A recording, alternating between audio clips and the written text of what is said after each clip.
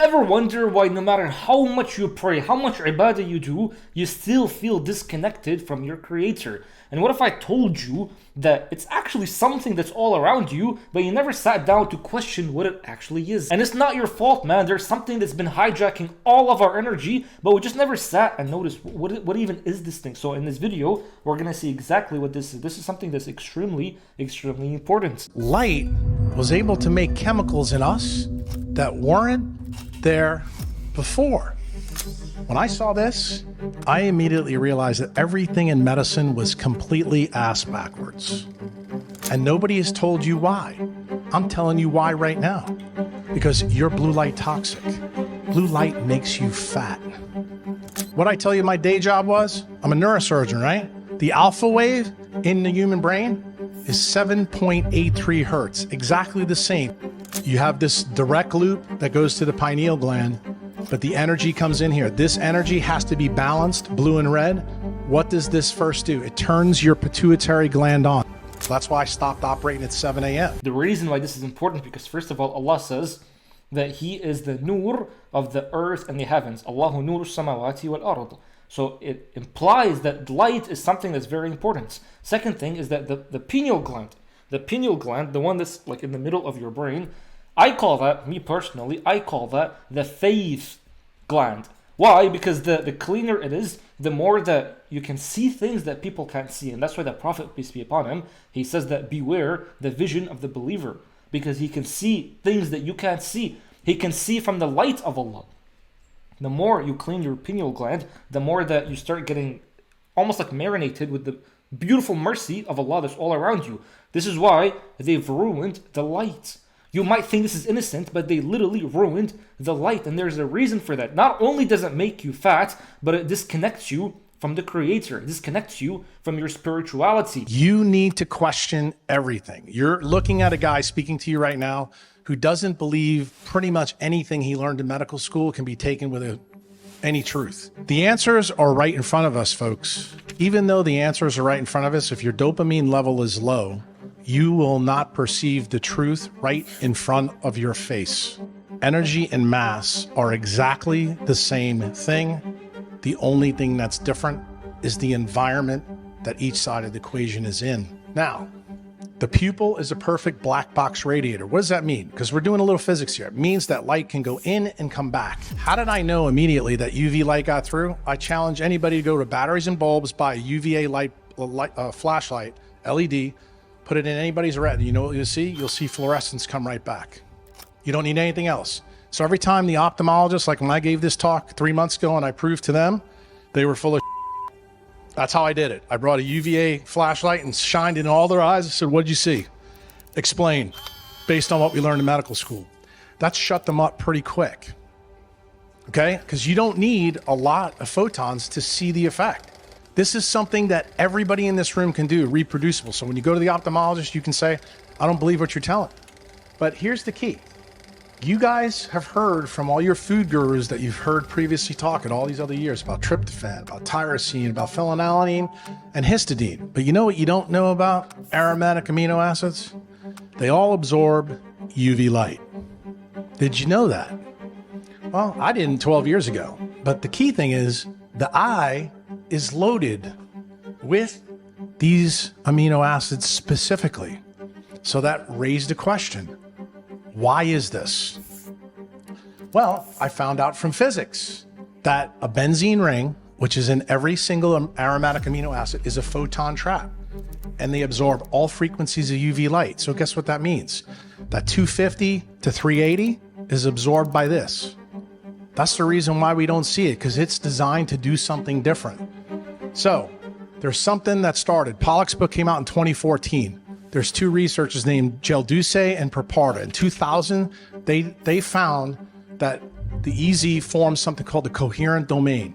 13% of the exclusion zone in water, when sunlight hits water, makes something called the coherent domain, which makes 1 million electrons, free electrons, delocalized to run all the biochemical programs. Does anybody know how many biochemical programs run per second in a cell? It's 100,000. Guess what has the control of those enzymatic flux. If you ask any PhD or any nutritionist at all, the answer is they don't know the answer.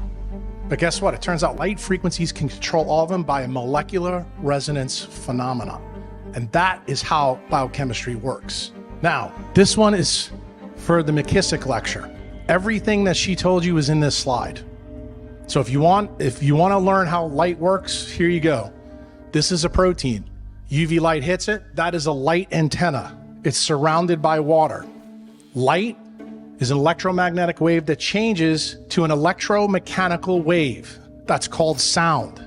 That sound is collected in water. Now, here's the interesting thing. Water is a magnetic dipole. What does that mean? Hydrogen and oxygens, positive and negative. That's the reason why it's tied to magnetism. The first time that we found out that magnetism truly controls sound, Ohio State University, Acoustic Phonons 2014. You can look it up. When the light hits here, it's absorbed in the water. That changes the hydrogen bonding networks. What is the physical change? The physical change is the density of the water. That is how this works. Fundamentally, quantum mechanically.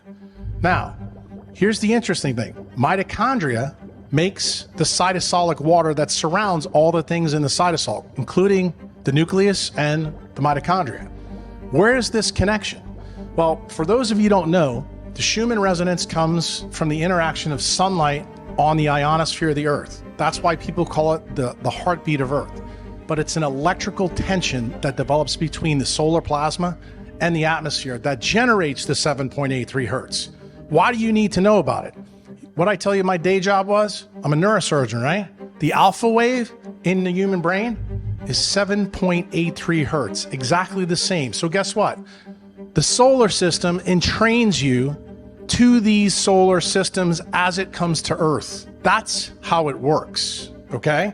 Why is it important? It generates the alpha wave. So when you live in an environment today, you don't have as many alpha waves. Why? Because non-native EMF, what's the number one effect, which you'll learn about later, dehydrates your cells because it lowers your redox potential in your mitochondria. In other words, original slide, you can't make as much water from your own mitochondria. That's where the dehydration comes. And for the ladies in the room or the guys in the room who are not big science people, simple biohack at home, take a piece of steak that you have left over, throw it in the microwave, taste it. What does it taste like? Shoe leather. Why? What do microwaves do? They vibrate and rotate water really fast. It heats up and it dehydrates the meat. It's happening to you right now here in Vermont. It's happening to all of us because of these shitty lights that we have. Getting back to the topic, the eye. Bro, I think this is why my lips are always dry. I'm not even kidding. Because the lights I have in front of me right now, they're all just LED. It's all blue light. The computer is just blue light. I'm surrounded by blue light, so much so to the point, the reason why my hair is falling because of blue light. I sit in the kitchen. My lights are beautiful, not gonna lie, but it's just blue light. That's why I think I'm dehydrated all the time. But you know what? Even my eyes, they've been getting destroyed ever since I was young. The solution that I found is to look at the sun. Look at the sun, like stare at the sun during sunrise and during sunset. It actually improves your eyes. I've been doing it, not consistently, but every time I do it, not only do you get pure energy, but you feel like you could see that your eyes are actually slowly getting fixed up. So this is some beautiful knowledge right here. It's kind of reminding me of back when I was in uni, because I was pretty good at chemistry and biology. So biochemistry, I was not bad at biochemistry, to be honest. The SCN is the big focus. In medicine, the big focus is on the camera. That's why all these old people go see the ophthalmologist, and what do they get? Cataract surgery, right? Anybody know what they put in for cataract surgery after it's done? An implantable lens. And guess what that lens blocks? UVA, UVB, 100%, and also, these days, 50% of blue light, in case you didn't know that. That's been a change since 2009. What people don't realize, 42% of sunlight that falls to Earth is infrared A light. It's balanced all the time by blue, okay? Especially when the sun rises. Now, this is a side picture of an eyeball. What you need to know, and this goes back to physics, in case you don't, blue light bends the most by gravitational lensing. It turns out this is important in the eye, because when blue light comes through, it falls in front of the retina. That's the reason why when you use a computer screen or you use these horrible lights up here, you get visual obscuration. In other words, your vision gets worse. What does that cause? It causes you elongation of your eyeball. When your eyeball gets longer, you get myopia. What happens when you get myopia? The next step is you get retinal detachments. What's the end result? Acute macular degeneration. Anybody know anybody who's got that? Yeah, lots of people. And guess what else? Guess what causes cataracts? Blue light toxicity. Why? The brain is trying to protect itself from this light that's coming in, so it makes the lens hazy, so this doesn't happen. But why is it important to a mitochondriac? Well, it turns out in about 2003, 2004, through 2009, we had some really cool researchers that found out there's another opsin in the eye. And that opsin works with the retinal ganglion cells, and that's called melanopsin. Melanopsin is the hormone that runs the central retinal pathways in the eye. And it turns out they're really important at nighttime, and they link to melatonin, but not in the way most people think. The fovea is where the rest of the visual light spectrum fall, and it falls right here. Why? That's acute vision. That's your camera focus. That's what the ophthalmologists all pay attention to. They don't pay attention to this. The only ophthalmologists that do, you're going to hear about later, are the Japanese guys, who are the guys that I talked to 3 months ago. They've been on this way quicker than our American counterparts. But here's the key. I'm going to make a very controversial statement now for many people in this room. The central retinal pathway energizes everything distal to it. So let me explain that to you. It basically turns on your pituitary gland, and it turns on everything distal in the human brain. And I'm going to show you how. This paper, I should say this gentleman, his name is Fritz Hallwich. He was an amazing cat. He was an ophthalmologist in Germany. He was born in the 1920s. He happened to live in a time where we didn't have intraocular lenses.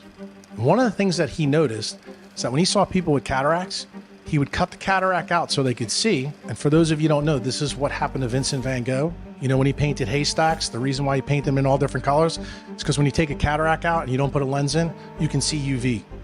In case you didn't know that. So that's the reason why haystacks has all the different shades, because he was able to see it in so many different colors as the light changed. Well, it turns out this doctor actually practiced medicine in a time that we could never recapitulate now. And that's why sometimes looking back is a good thing. And I started to look really far back. In fact, as a neurosurgeon, these guys, especially Cajal in 1891, he's the father of modern neuroanatomy. I started to find papers about this energetic pathway that has huge effects on growth and metabolism through the eye. You didn't hear me say gut. You didn't hear me say food, did you? Turns out that Hallwich did something rather remarkable.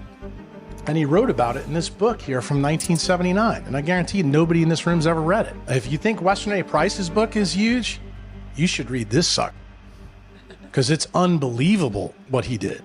He basically took cataracts out of people and then noticed and watched them and saw that their growth and metabolism improved tremendously. They started to lose weight. They started to feel better. They started to sleep better. And he documented it all. And guess what? He didn't just do it in humans. He did it in all kinds of animals. And he documented the color changes that occurred on animals after he took the cataracts out. How their coats changed, their surfaces, how they started to act on the farm. Okay? That's how important this was. And he went even further. He checked their urine. And you know what he found? He found there was metabolites of hormones that occurred after he took the cataract out that weren't there before. So in other words, light was able to make chemicals in us that weren't there before. Doesn't that sound a lot like E equals MC squared? Like, how did light get... This is very, very powerful. Because let me ask you something. During the time of the Prophet, did they have street lights or lights like this? They didn't, right? They used to pray. They used to, for example, when it's Isha or Fajr, they used to go and pray and there's no light. Nowadays, we go to the masjid and there's a bunch of lights. We think it's innocent. And honestly, it is innocent, bro. Like, don't get me wrong. Like, no one knows this knowledge. And that's why I'm sharing this knowledge with you. No one knows this knowledge. but it's destroying you, because when you go there and the light is destroying your connection, because if you have different hormones, like right now, if you have the hormone of stress, a bunch of cortisol in your body, it's hard to go and sit and focus and have khushu' and presence when you're praying. It's really hard.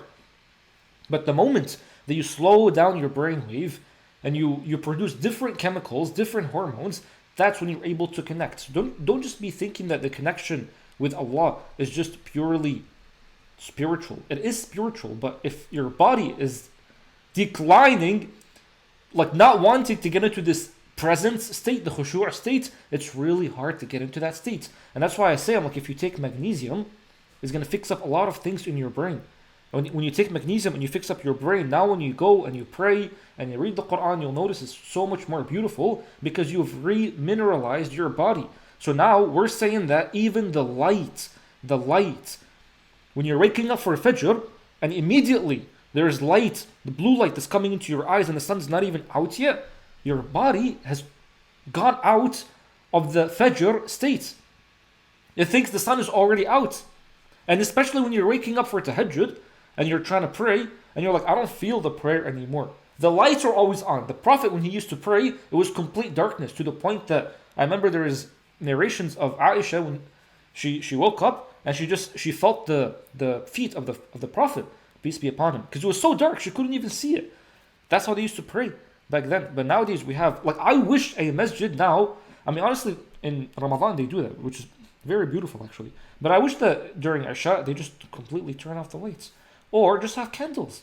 Candles don't ruin your eyes as much, and as a result it won't produce hormones that are bad and disconnect you from the Creator. By the way, but listen, when I say disconnect you from the Creator, I mean when the stress hormone is high, it's hard. You're not supposed to be spiritually active, you're supposed to be surviving physically when the stress hormone is up. So when you need to learn how to reduce it. But when it's just up for no reason, there's no danger outside, that's when it becomes hard to go through a connection in prayer. Turn into things with structure. How does this really happen? Do you really think that you need it all from diet and exercise? There's another way. Most of the ophthalmologists I talked to 3 months ago didn't know a damn thing about Fritz Hallwich. And he was an ophthalmologist and well published. And the crazy thing is there was another guy that you're going to learn about a little bit later named John Ott. And you know what he was famous for? He was Walt Disney's animator that did time-lapse photography. Turns out he made some key investigative slides for Disney and dropped it, but then he took it to the medical boards and different physicians who let it go by the wayside. And what he found is that when he took plants, when he put them in different light, the chloroplast molecules rotated faster than not. Then he decided to do it on animals, and he found out that one of the cells in the eye called the retinal pigmentum epithelium, which you're going to hear about shortly, at the base of the eye, has melanin granules that absorb what? UV light, because it's made out of those things that we talked about. Rotates faster, and guess what it makes? What Ruben talked about, a DC electric current in the eye. So that means you can regenerate tissues when you have a high DC electric current. Isn't that right, Ruben? Didn't Becker tell us that? Isn't that interesting? He went even further, and this is probably one of the most counterintuitive things I'm going to tell you. This is a picture of people's pituitary glands who were blind and who could see. What did he do? He went the extra distance. This is what I want you to focus in on. Light slows, energy is lost, the pituitary gets bigger. When I saw this, I immediately realized that everything in medicine was completely ass backwards. Why? Why did I say that to you? Everybody in this room, except the people that heard me talk last year, believe that people get fatter because they eat too much. Turns out it's exactly the opposite. So when you sprain your ankle, does your ankle get bigger or smaller? Okay, when you have heart failure, does your heart get bigger or smaller? Okay, just so you know, he said it gets bigger. Here's the third one.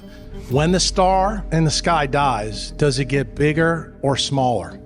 It gets a red giant. So everything that loses energy in the universe gets bigger. What did Hallwich tell us?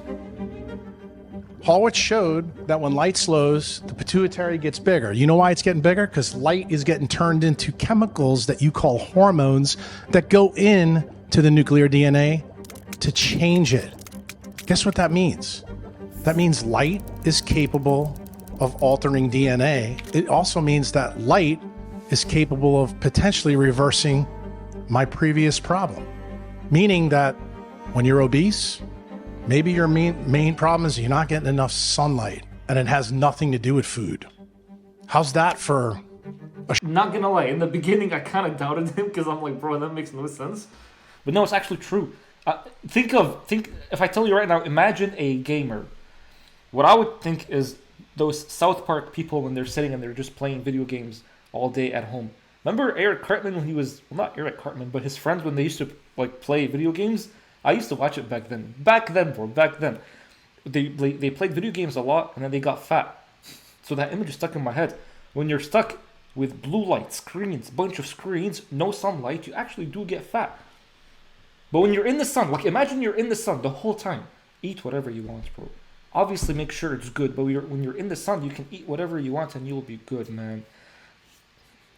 Take it with a grain of salt. Take it with a grain of salt. I didn't believe any of this. And most of you may not know this, but I went to medical school at LSU. And there's a very, very famous ophthalmologic researcher named Nicholas Bazan who's done incredible work. And you know what he's cut his teeth on?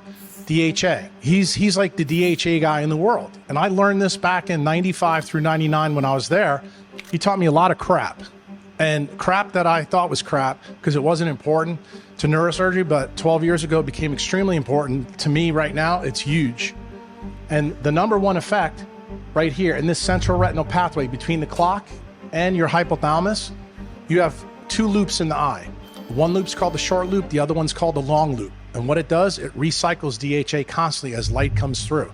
But the key thing that I realized, Bazan taught me, that this central retinal pathway and the retina had more DHA in it than any other part of the brain. And I thought that was bizarre. Then I realized why. When I started to learn about physics, remember the guys who came out with GPS devices, Garmin devices? Well, it turns out that the clock here has to run faster than all the other clocks in the rest of your body.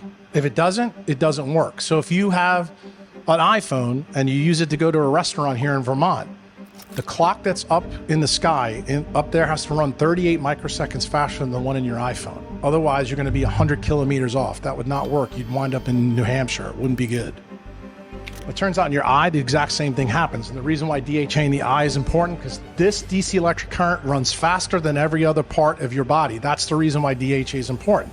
And it turns out when you have too much blue light, because blue light is the antidote for vitamin A and for DHA. Do you know why? What kind of light makes vitamin A? Anybody want to guess? You heard somebody talk about it earlier. Blue light makes vitamin A. How do you know? What's the complementary color to blue? Yellow. And guess what? Vitamin A is yellow. Isn't that shocker? That's the link between this. Light frequencies control the level of vitamin A in the eye.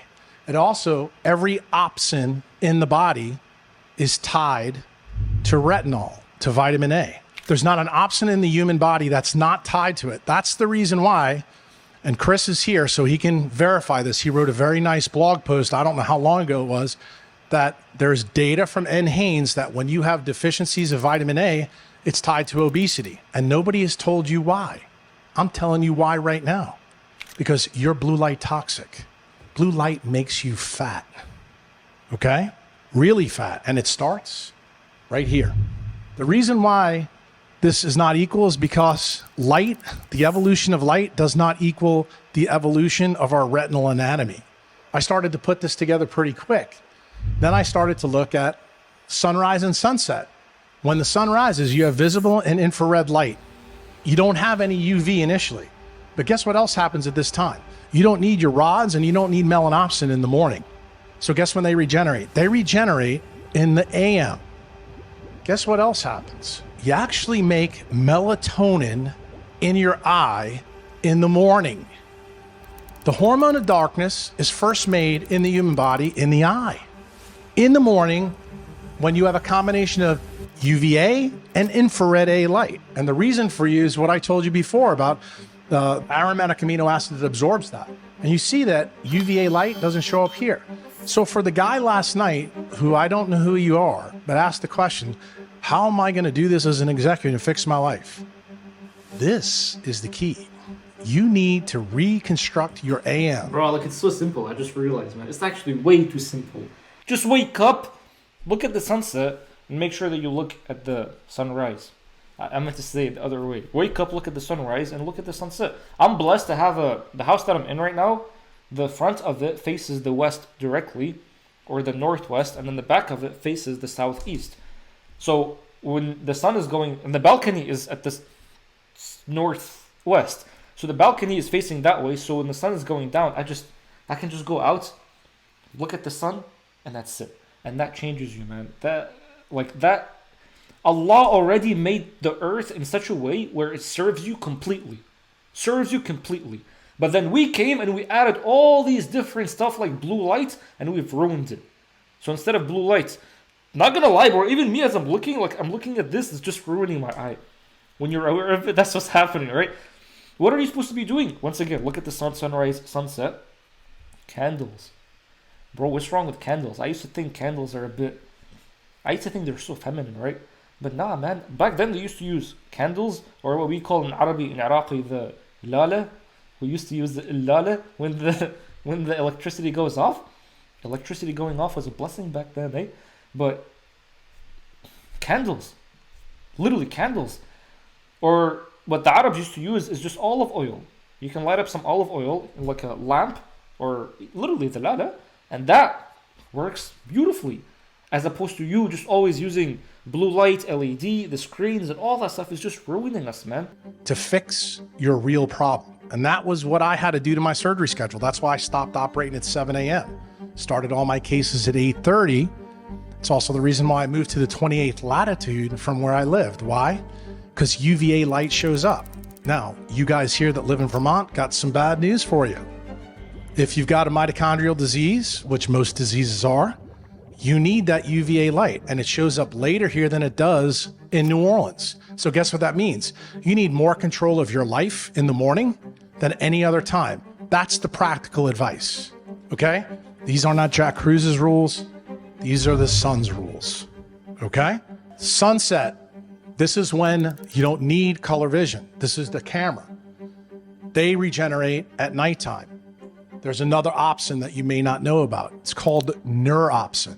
It's on the cornea of the eye, and it's on your skin. It's a UVA light detector. Melatonin is considered the hormone of darkness. Remember those photon traps I told you about? Well, guess what? That neuropsin tells the brain that UVA light is present, and it can begin to make melatonin from sunlight. Now, what are all the effects? Here's the quantum paradox. It's a nighttime hormone because that's what the functional medicine doctors in my profession have told you. And that's true because that's when it's active, but it only activates when light is not present, but it's remade first in the eye and then generalizes all along the brain. The other key thing, and I'll just point this out to you right here. This one should open everybody's eyes. It reduces energy production in mitochondria. UVA light turns down energy production. And why is that important? There's the fourth cytochrome is cytochrome C oxidase in everybody's mitochondria in here. Anybody want to guess what kind of light turns it on? Red light. UV light turns it off. And the reason why, what does UV light make in the skin or the eye? Nitric oxide. And guess what? That's why UV light lowers your blood pressure, because it causes 40 to 60% of dermal pooling, and it helps your heart. But what people don't realize the effect is, it turns off your ability to make ATP from food electrons. You have this direct loop that goes to the pineal gland, but the energy comes in here. This energy has to be balanced, blue and red. What does this first do? It turns your pituitary gland on. That's the reason why the question that was asked to Ruben before is extremely important. Blue light balanced by red is what turns on hormone production. If you look at a circadian mechanism, all the hormones are made usually from 6 to 10 in almost any medical textbook. They're assuming that you live around the 30th latitude. That's not true. It's different at different places, but it's a key. Anybody want a shocker? What turns off hormone production? UVA light on the skin, first time it shows up. UV light is what turns off in your blood plasma. This is the key, folks. Blue light that's man-made is absolutely destroying us, and it affects the way your mitochondria can handle electrons from food. That's where the food story comes in, because the more those respiratory proteins get stretched out, it doesn't matter what you eat. You're going to have a problem. You have to shrink those respiratory proteins closer together so they can do what they do.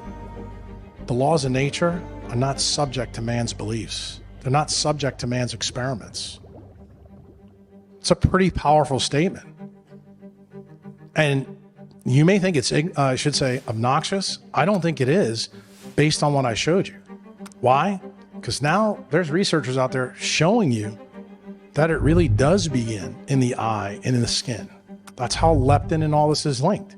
And the cool thing about this, my prescription doesn't cost you a goddamn thing. And what did Einstein say? In the end, the answer will always be pretty simple.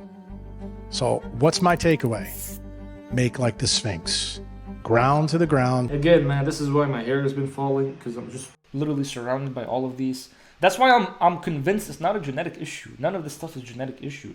And this is why back then they used to be able to live longer lives than us, because this is just one thing that's polluting the world, which is the light. And this is why the Prophet, peace be upon him, when he used to pray Fajr, he would not go to sleep. Because if you go to sleep, you're missing an optimal time throughout the day, which is the sunrise. The sunrise is very good to go, and then just look at the sky. Look at the sky. That's all it is. As they say, the answer at the end is always pretty simple.